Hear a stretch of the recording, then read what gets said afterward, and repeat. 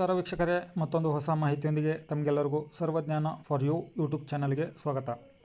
ಈ ವಿಡಿಯೋದಲ್ಲಿ ತಿಳಿಸ್ಕೊಡ್ತಾ ಇರೋ ಮಾಹಿತಿ ಏನು ಅಂತಂದರೆ, KPTCL ಇಲಾಖೆಯಿಂದ ಅರ್ಜಿ ಆಹ್ವಾನ ಮಾಡಲಾಗಿದೆ. ಈ ಒಂದು ಹುದ್ದೆಗೆ ಅರ್ಜಿ ಸಲ್ಲಿಸೋಕೆ ವಿದ್ಯಾರ್ಹತೆ ಏನು, ನಂತರ ಫೀಸ್ ಎಷ್ಟಿರುತ್ತೆ, ದಾಖಲೆಗಳು ಏನು ಬೇಕಾಗತ್ತೆ, ಅರ್ಜಿಯನ್ನು ಸಲ್ಲಿಸಿದರೆ ಈ ಹುದ್ದೆಗೆ ನಿಮಗೆ ಮಾಸಿಕ ಸ್ಯಾಲರಿ ಏನಿರುತ್ತೆ, ನಂತರ ಅರ್ಜಿಯನ್ನು ಎಲ್ಲಿ ಸಲ್ಲಿಸುವುದು, ಅರ್ಜಿ ಸಲ್ಲಿಸುವ ದಿನಾಂಕ ಯಾವಾಗಿನಿಂದ ಶುರುವಾಗಿದೆ, ನಂತರ ಅರ್ಜಿ ಸಲ್ಲಿಸೋಕ್ಕೆ ಕೊನೆಯ ದಿನಾಂಕ ಯಾವಾಗ ಅನ್ನೋದ್ರ ಬಗ್ಗೆ ಒಂದು ಸಂಪೂರ್ಣವಾದಂಥ ಮಾಹಿತಿಯನ್ನು ತಿಳಿದುಕೊಳ್ಳೋಣ. ವಿಡಿಯೋನ ಶುರು ಮಾಡೋಕ್ಕೂ ಮುನ್ನ ನೀವಿನ್ನೂ ನನ್ನ ಚಾನಲ್ಗೆ ಹೊಸಬರಾಗಿದ್ದರೆ ಚಾನಲ್ಗೆ ಸಬ್ಸ್ಕ್ರೈಬ್ ಮಾಡ್ಕೊಳ್ಳಿ, ನೋಟಿಫಿಕೇಷನ್ ಬಟನ್ ಆಲ್ ಅಂತೇಳಿ ಸೆಲೆಕ್ಟ್ ಮಾಡ್ಕೊಳ್ಳಿ. ನಾನು ಅಪ್ಲೋಡ್ ಮಾಡೋ ಎಲ್ಲ ಮಾಹಿತಿ ವಿಡಿಯೋಗಳು ನಿರಂತರವಾಗಿ ನೋಟಿಫಿಕೇಷನ್ ಬರ್ತಾ ಇರುತ್ತೆ. ಹೌದು ವೀಕ್ಷಕರೇ, ಇಲ್ಲಿ ಬಹಳ ಜನರು ನನಗೆ ಕಮೆಂಟ್ ಮಾಡ್ತಾಯಿದ್ರು, ಹುದ್ದೆಗಳ ಬಗ್ಗೆ ವಿಡಿಯೋನ ಮಾಡಿ ತಿಳಿಸಿ ಹೇಳಿ. ಸೊ ಅದಕ್ಕಾಗಿ ಇಲ್ಲಿ ಡೆಡಿಕೇಟೆಡ್ ವಿಡಿಯೋನ ಮಾಡ್ತಾಯಿದ್ದೇನೆ ನಾನು. ಕರ್ನಾಟಕ ವಿದ್ಯುತ್ ಪ್ರಸರಣ ನಿಗಮ ನಿಯಮಿತ ಉದ್ಯೋಗ ಪ್ರಕಟಣೆ. ಇಲ್ಲಿ ಈ ಒಂದು ಉದ್ಯೋಗ ಪ್ರಕಟಣೆ ಆಗಿರೋದು 14ನೇ ತಾರೀಕು, ಅಂದರೆ ನಿನ್ನೆಯ ದಿನಾಂಕದಂದು ಈ ಒಂದು ಪ್ರಕಟಣೆ ಆಗಿದೆ. ಸೊ ಇಲ್ಲಿ ಹುದ್ದೆಗಳು ಎಷ್ಟು ಏನು ಅನ್ನೋದ್ರ ಬಗ್ಗೆ ಇಲ್ಲಿ ಮಾಹಿತಿಯನ್ನು ಕೊಟ್ಟಿದ್ದಾರೆ ನೋಡಿ. ಇಲ್ಲಿ ಕಿರಿಯ ಸ್ಟೇಷನ್ ಪರಿಚಾರಕ 380 ಹುದ್ದೆ, ಬ್ಯಾಕ್ಲಾಗ್ ಇದ್ದವ್ರದ್ದು 31, ರೆಗ್ಯುಲರ್ 20, ಬ್ಯಾಕ್ಲಾಗ್ 20. ಸೊ ಇಲ್ಲಿ ಟೋಟಲ್ ಬಂದುಬಿಟ್ಟು 433 ಹುದ್ದೆಗಳು ಕಿರಿಯ ಸ್ಟೇಷನ್ ಪರಿಚಾರಕ ಅಂತೇಳಿ ಈ ಹುದ್ದೆಗೆ ಒಟ್ಟು ಇಷ್ಟು ಪೋಸ್ಟ್ಗಳು ಖಾಲಿ ಇದ್ದಾವೆ. ನಂತರ ಕಿರಿಯ ಪವರ್ ಮ್ಯಾನ್ ರೆಗ್ಯುಲರು ಬ್ಯಾಕ್ಲಾಗು ಎಲ್ಲ ಒಟ್ಟಿಗೆ ಸೇರಿಸಿಬಿಟ್ಟು 2542 ಹುದ್ದೆಗಳು ಖಾಲಿ ಇದ್ದಾವೆ.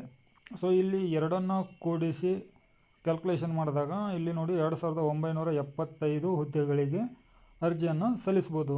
ಸೊ ವೀಕ್ಷಕರೇ, ಇಲ್ಲಿ ನಿಮಗೆ ಸಿಂಪಲ್ ಆದಂಥ ಮಾಹಿತಿ ಇದೆ, ಆದರೆ ನಾನು ನಿಮಗೆ ಇಲ್ಲಿ ಇನ್ನೊಂದು ಮಾಹಿತಿಯನ್ನು ಕೂಡ ತಿಳಿಸ್ಕೊಡ್ತೇನೆ.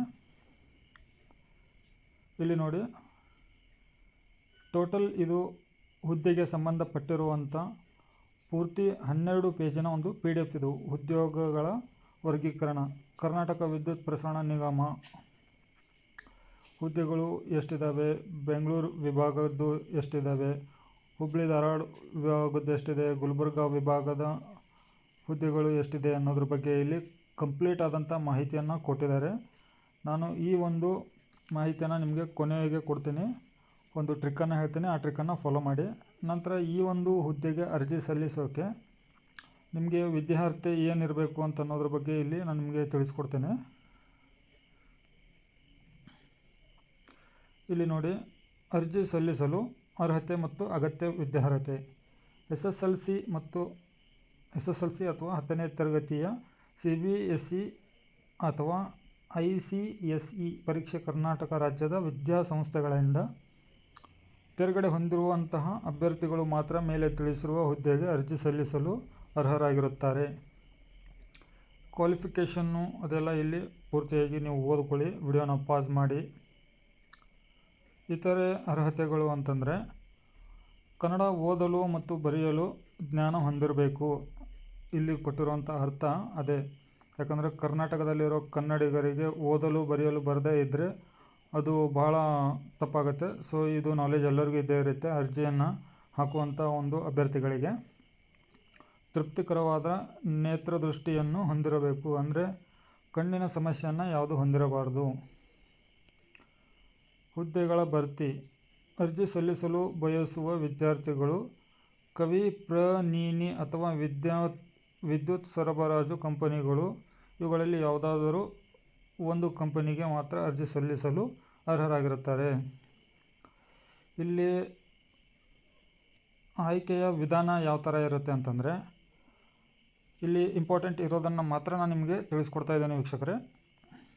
ಇಲ್ಲಿ ನೋಡಿ, ವಿದ್ಯುತ್ ಕಂಬ ಹತ್ತುವುದು.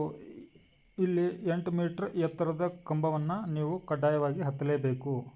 ನಂತರ 100 ಮೀಟರ್ ಓಟ, 100 ಮೀಟರ್ ಓಟವನ್ನು ನೀವು 14 ಸೆಕೆಂಡ್ಗಳಲ್ಲಿ ಓಡಲೇಬೇಕು.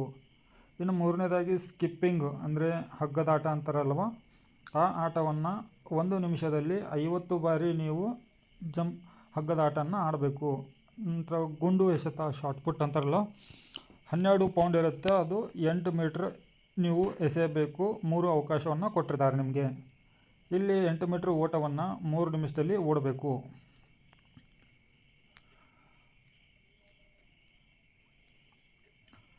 ಇನ್ನು ನೀವು ಅರ್ಜಿ ಸಲ್ಲಿಸಲು ಯಾವ ದಿನಾಂಕದಿಂದ ನೀವು ಅರ್ಜಿ ಸಲ್ಲಿಸಬಹುದು ಅಂತಂದರೆ, ಇಲ್ಲಿ ನೋಡಿ ಪ್ರಾರಂಭವಾಗುವಂಥ ದಿನಾಂಕ ಇದು 21ನೇ ತಾರೀಕು 10ನೇ ತಿಂಗಳ 2024. ಇದೇ ತಿಂಗಳು 21ರಿಂದ ಈ ಒಂದು ಹುದ್ದೆಗಳಿಗೆ ಅರ್ಜಿಯನ್ನು ಸಲ್ಲಿಸಬಹುದು. ಈ ಒಂದು ಹುದ್ದೆಗೆ ಅರ್ಜಿ ಸಲ್ಲಿಸಲು ಕೊನೆಯ ದಿನಾಂಕ 20ನೇ ತಾರೀಕು 11ನೇ ತಿಂಗಳ 2024. ನಂತರ ಈ ಹುದ್ದೆಗೆ ನೀವು ಫೀಸನ್ನು 25ನೇ ತಾರೀಕು 11 2024 ಒಳಗಡೆ ಫೀಸನ್ನು ನೀವು ತುಂಬಬೇಕು. ನಂತರ ಇಲ್ಲಿ SC STಗೆ ಬಂದುಬಿಟ್ಟು, ನಂತರ ಸಾಮಾನ್ಯ ವರ್ಗ ಅಭ್ಯರ್ಥಿಗಳಿಗೆ, ನಂತರ ಪ್ರವರ್ಗ 1, 2, 3, 4 ಇವರಿಗೆಲ್ಲ ಎಷ್ಟೆಷ್ಟು ಫೀಸ್ ಇದೆ ಅಂತ ಅನ್ನೋದ್ರ ಬಗ್ಗೆ ಇಲ್ಲಿ ಮಾಹಿತಿಯನ್ನು ಕೊಟ್ಟಿದ್ದಾರೆ. ಇದನ್ನು ಕಂಪ್ಲೀಟಾಗಿ ಓದ್ಕೊಳ್ಳಿ. ಇದನ್ನು ಓದ್ಕೊಂಡ ನಂತರ ನೀವು ಅರ್ಜಿಯನ್ನು ಸಲ್ಲಿಸ್ಬೋದು, ಸರಿನಾ. ಇಲ್ಲಿ ನಾನೇ ನಿಮಗೆ ಸಿಂಪಲ್ಲಾಗಿ ಹೇಳಬೇಕಂತಂದರೆ, ಅದರ್ಸು ಮತ್ತು ಪ್ರವರ್ಗ 1, 2, 3 A ಮತ್ತು Bಗೆ 614 ರೂಪಾಯಿ ಆಗುತ್ತೆ.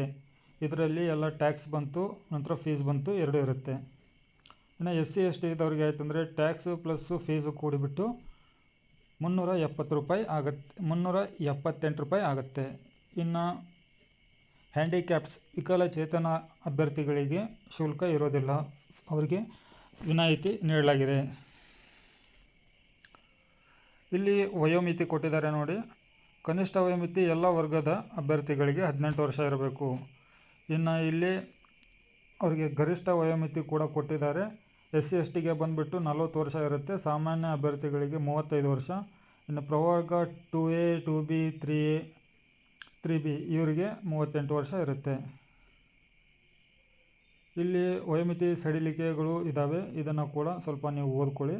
ಅರ್ಜಿ ಸಲ್ಲಿಸುವ ವಿಧಾನ ಬಂದುಬಿಟ್ಟು ಇಲ್ಲಿ ಕಾಣ್ತಾ ಇರುವಂಥ 3 ಲಿಂಕ್ಗಳಲ್ಲಿ ನೀವು ಯಾವುದಾದ್ರೂ ಒಂದಕ್ಕೆ ಮಾತ್ರ ಅರ್ಜಿಯನ್ನು ಸಲ್ಲಿಸತಕ್ಕದ್ದು.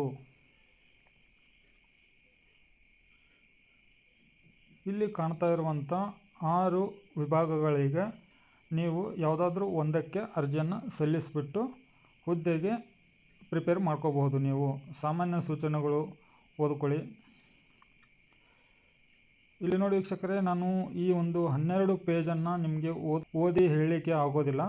ಸೊ ಹಾಗಾಗಿ ನಾನು ನಿಮಗೆ ಈ ಹುದ್ದೆಗೆ 3 ವರ್ಷದಲ್ಲಿ 1 ವರ್ಷ 2 ವರ್ಷ 3 ವರ್ಷಕ್ಕೆ ಬೇರೆ ಬೇರೆ ಥರ ಸ್ಯಾಲ್ರಿಯನ್ನು ಇನ್ಕ್ರಿಮೆಂಟ್ ಮಾಡ್ತಾ ಹೋಗ್ತಾರೆ. ಮೊದಲನೇ ವರ್ಷ ಶುರುವಾತಿನಲ್ಲಿ 17,000 ತಿಂಗಳಿಗೆ ಕೊಡ್ತಾರೆ, 2ನೇ ವರ್ಷ 19,000 ತಿಂಗಳಿಗೆ ಕೊಡ್ತಾರೆ, ನಂತರ 3ನೇ ವರ್ಷ 21,000 ತಿಂಗಳಿಗೆ ಕೊಡ್ತಾರೆ. ಇದು 2,000 ರೂಪಾಯಿ ಅಂತೆ ನಿಮಗೆ ಇನ್ಕ್ರಿಮೆಂಟ್ ಆಗುತ್ತೆ.